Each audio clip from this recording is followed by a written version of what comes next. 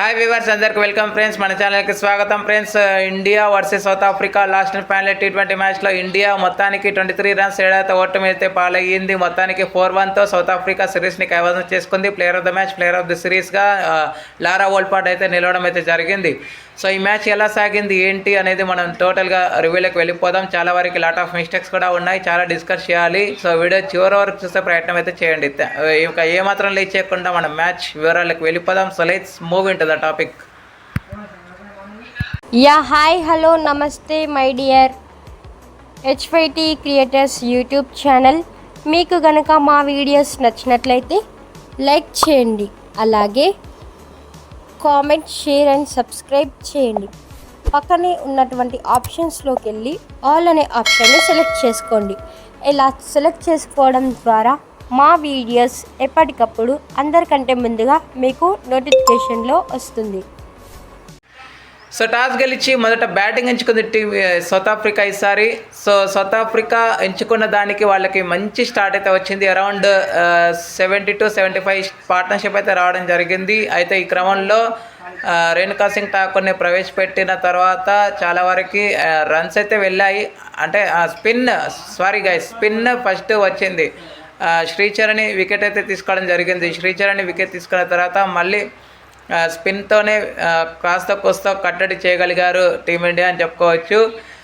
ఎప్పుడైతే సునీల్ 23 రన్స్ చేసి అవుట్ అయిన తర్వాత పార్ట్నర్షిప్కి బ్రేక్ పడిందో, ఆ తర్వాత అనేకే బాష్ 2 మిగతా వారంతా వచ్చిన వాళ్ళు వచ్చినట్టుగానే వెళ్ళారు. క్లోరిట్రాన్ కాస్త కోస్త నిలువరించగలిగింది అని చెప్పుకోవచ్చు. 12 రన్స్ వేసి కాస్త కోస్త పార్ట్నర్షిప్లో భాగమైంది లారా వోల్పాట్తో. బట్ క్రూషియల్ సిచ్యువేషన్లో తను కూడా అవుట్ అవడం వల్ల మళ్ళీ సినేలో జాప్టా వచ్చి 16 రన్స్ చేసి అన్బిటన్గా ఉండి లాస్ట్ వరకు పార్ట్నర్షిప్లో భాగమైందని చెప్పుకోవచ్చు. దానివల్లే అయితే క్యాచెస్ విన్ ద మ్యాచెస్ అని ఊరికి అన్నారు. కాబట్టి యాక్చువల్గా ఈ 150 వరకు కూడా రాకపోయేది టీమిండియా సౌత్ ఆఫ్రికాని. కానీ సౌత్ ఆఫ్రికా ఎప్పుడైతే లారా వోల్పాట్ యొక్క 3 క్యాచెస్ అయితే డ్రాప్ చేసింది, కొన్ని రన్అట్స్ కూడా మిస్ చేసింది, కొన్ని మిస్టేక్స్ అయితే ఉన్నాయి గైస్. చాలా వరకు ఎంటైర్ సిరీస్లో టీమిండియా మిస్టేక్స్ చేస్తూనే వచ్చింది, కానీ దాని నుంచి నేర్చుకోవట్లేదే అని చెప్పుకోవచ్చు. కానీ ఏదైతే 4th T20లో చేసిందో అది మొమెంటం అనేది క్యారీ ఫార్వర్డ్ చేయలేకపోయిందని చెప్పుకోవచ్చు.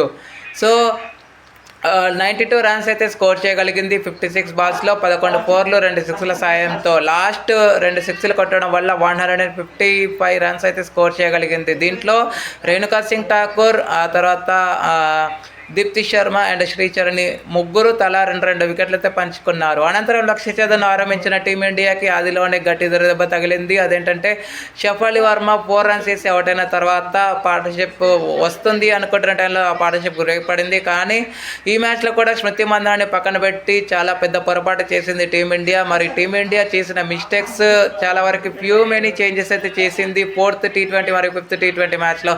కానీ 4th T20 మ్యాచ్లో ఏదైతే 3 చేంజెస్ అయితే చేసిందో ఆ మూమెంటం అనేది కలిసి వచ్చింది. కానీ అరుంధతి రెడ్డిని తీసుకురావడం చాలా మంచి మూవే, నేను కాదనట్లేదు.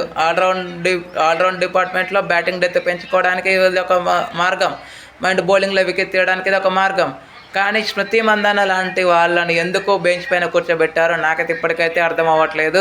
సో స్మృతి మందాన మరొకసారి ఈ మ్యాచ్లో దూరం అవ్వడం, అనుష్క శర్మని ఓపెనింగ్ చేయడం, అనుష్క శర్మ మళ్ళీ 17 రన్స్ వేసి తాను అవుట్ అయిన తర్వాత మళ్ళీ పార్ట్నర్షిప్స్ ఎక్కడ కూడా నమోదు అవ్వలేదు. 3 వికెట్స్ కోల్పోయి 59 వరకు అయితే స్కోర్ వెళ్ళింది. 74 వరకు 4 వికెట్స్ కోల్పోయింది. 74 వరకు 4 వికెట్స్ కోల్పోయిన తరుణంలో భారతీ ఫుల్మాలితో కలిసి దీప్తి శర్మ కొత్త పార్ట్నర్షిప్ నెలకొల్పినప్పటికీ దీప్తి శర్మ చాలా వరకు స్లో ఆడడం వల్ల 8 రన్స్ వేసి తను కూడా అవుట్ అయింది. అయితే హర్మన్ప్రీత్ కౌర్ మంచి మొమెంటం ఉంది అనుకుంటున్న టైంలో తను కూడా 22 రన్స్ వేసి అవుట్ అయిన తర్వాత చాలా వరకు కష్టాలు వెంటాడాయి టీమిండియాకి అని చెప్పుకోవచ్చు. ఎందుకంటే చాలా వరకు భారతీ ఫుల్మాలి అటాక్ చేస్తున్నప్పటికీ చాలా ఒకెన్లో మాత్రం వికెట్లు కోల్పోతూనే వచ్చింది. కానీ రిచా ఘోష్ మాత్రం పార్ట్నర్షిప్ చేసిన మాట వాస్తవమే. బట్ పార్ట్నర్షిప్ చేసినా కానీ ఆ పార్ట్నర్షిప్ మొమెంటం అనేది అగ్రెషన్లోకి అయితే తీసుకురాకపోయారని చెప్పుకోవచ్చు. అయితే అయోబంగా కాక మాత్రం లాస్ట్ ఓవర్ ఏదైతే ఉందో తన స్పెల్లో ఆ ఓవర్ మాత్రం వేసి వికెట్ తీసుకోవడం అయితే జరిగింది. అందుకే రావాల్సిన రన్స్ అయితే 19th ఓవర్లో అయితే రాలేదు. అసలు ఏమాత్రం రాలేదు. మెడిన్ ఓవర్ అయిపోయిందని చెప్పుకోవచ్చు. మెడిన్ వికెట్ ఓవర్ అయిపోయింది. సో లాస్ట్లో దగ్గర 35 రన్స్ వరకు 37 రన్స్ కావాలి 6 బాల్స్లో. 6 సిక్స్లు కొట్టినా సాధ్యం కాదు. అందులో ఒక వైడ్ వస్తేనే, ఒక నో బాల్ వస్తేనే సాధ్యం, మనందరికీ తెలుసు. ఇక అందరూ ఒక అంచనానికైతే వచ్చేసారు. బట్ లాస్ట్లో చిత్తుగా ఓడిపోకుండా జాగ్రత్త పడటానికి లాస్ట్లో 2 సిక్స్లు కొట్టడం వల్ల 132 రన్స్ స్కోర్ చేసి 8 వికెట్స్ అయితే కోల్పోయిందని చెప్పుకోవచ్చు. డిక్లర్క్ ముఖ్య భూమిక పోషించింది. డిక్లర్క్ లాబా ముఖ్య భూమిక పోషించారు ఇండియాని ఓడించడంలో సౌత్ ఆఫ్రికా. వీళ్ళిద్దరూ తలా 2 వికెట్లు తీసుకోగా క్లోట్రాన్ అదేవిధంగా మార్ట్స్ అండ్ కాకా తలా ఒక్కొక్క వికెట్ అయితే తీసుకున్నారు. ఒకటి రన్అట్ రూపంలో వికెట్ అయితే పోయింది.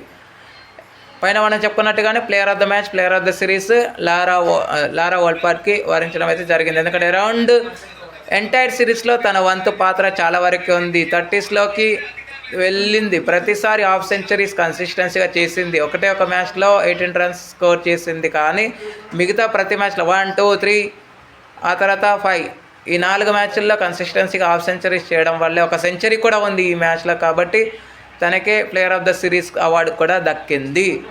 ఇకపోతే టీమిండియా చాలా వరకు క్యాచింగ్ ఎఫిషియన్సీ అండ్ మిస్ఫీల్డ్స్, రన్అట్స్ ఇవన్నీ చాలా వరకు మెరుగుపరచుకోవాలి. ఎందుకంటే ఇక ఒకటి మిగిలింది బైలాటరల్ సిరీస్, అది కూడా అగేన్స్ట్ ఇంగ్లాండ్, ఐర్లాండ్ సంథింగ్ తెలియదు గైస్, నేను చెప్తాను. ఆ తర్వాత ఈ సిరీస్ అయిపోయిన తర్వాత, అంటే లాస్ట్ బైలాటరల్ సిరీస్ ఏదైతే ఉందో ఆ సిరీస్ అయిపోయిన తర్వాత నేరుగా వరల్డ్ కప్ మిగిలి ఉంది. కాబట్టి ఆ సిరీస్లోనే ఇక లాస్ట్ హార్డ్ వర్క్, హోంవర్క్ అనేది చెప్పుకోవచ్చు. మరి ఈ సిరీస్లోనైనా నేర్చుకొని కంబ్యాక్ అవ్వాలని అయితే కోరుకుందాం. ఎందుకంటే చాలా వరకు లాట్ ఆఫ్ మిస్టేక్స్ ఉన్నాయి, లాట్ ఆఫ్ చేంజెస్ ఉన్నాయి. మెనీ చేంజెస్ అయితే చేశారు.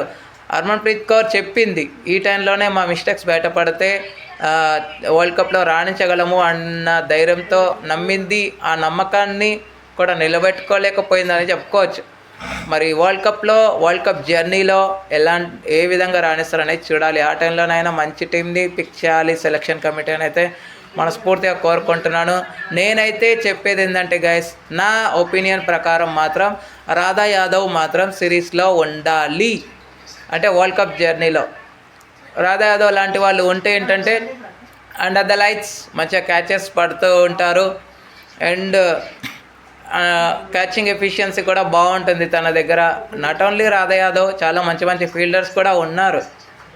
బట్ ఫీల్డర్ సహకరిస్తేనే కదా ఆ స్కోర్ని మనము అడ్డుకోగలిగేది.